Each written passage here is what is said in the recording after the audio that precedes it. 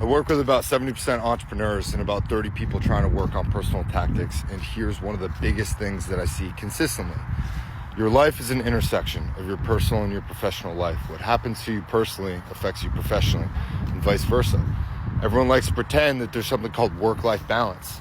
And with my entrepreneur clients, I'm seeing a lot of burnout. And when you burn out, it's really hard to fill the tank back up. It takes a little bit longer the more frequently that you do burn out. And when burnout happens, you can do one of two things.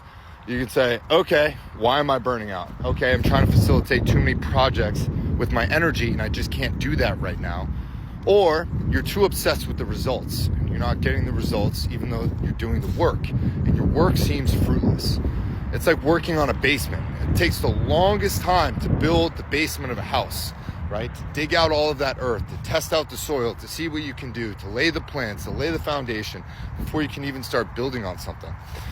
What you're doing as an entrepreneur, when you are doing all of that work, you're posting every day, you're creating content, you're working on the website, you're making blogs, you're recording a podcast, you're taking photos, you're editing stuff, you're working on the foundation for a very long time. It's like a one-person job when you are starting a company or building something or starting a side project or side hustle. And it's very, very envious for most people to be able to call themselves an entrepreneur. It sounds cool. You can tell people about your business.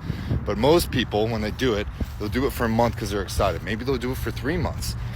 3 months is where I see a lot of people quit. 6 months is even, it's rare to see someone go 6 months. And then it's even more rare to see someone go for a year or 2 years or 5 years.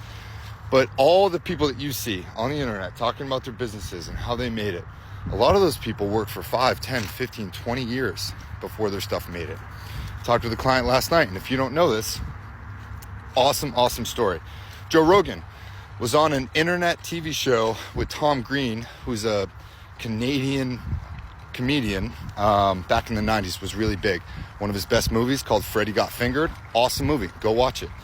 Anyways, Tom Green had a show on the internet where he basically said, someday you're going to be able to record live stream and put out stuff and people will be able to listen to you real time and do this. It was very profound at the time. Now, Joe Rogan was one of his guests early on. Joe Rogan was a comedian, host of Fear Factor.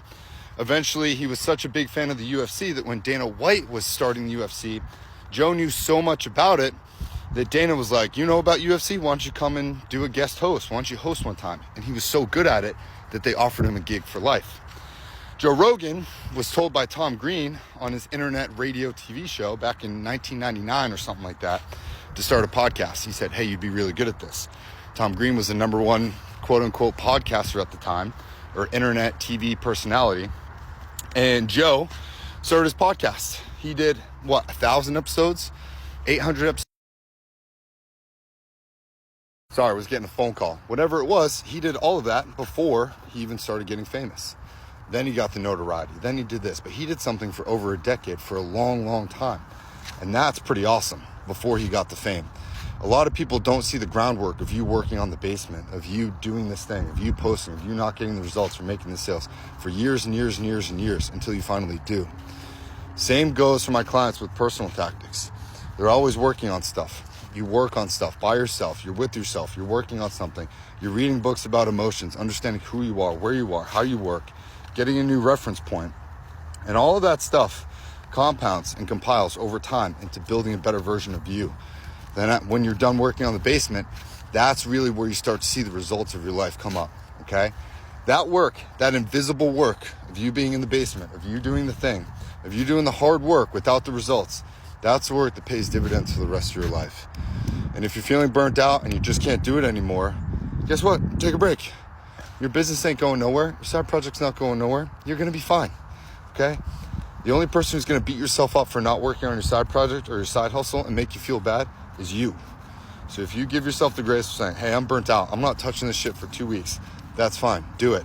But make that decision tomorrow, because I guarantee if you get a good night's sleep and a good night's rest, 1 or 2 nights in a row, you're going to be like, you know what, I actually do want to work on this a little bit today, okay? So make that decision tomorrow. If you want help, if you want to work through this, I'm pretty much an expert in this stuff, and this is what I teach my clients. And I keep that pedal moving, baby. Like, results or not, we're still going, because you're not going to beat me long term when it comes to consistency, okay? That's what I'll teach you. That's my promise to you. I'm not going to tell you how to live your life, but I'm going to give you new frames, new references to help you achieve what you want to achieve mentally, physically, personally, emotionally, spiritually, academically, and financially. I got the tools, all right? Hit me up. Links in the bio for one-on-one coaching. See you in the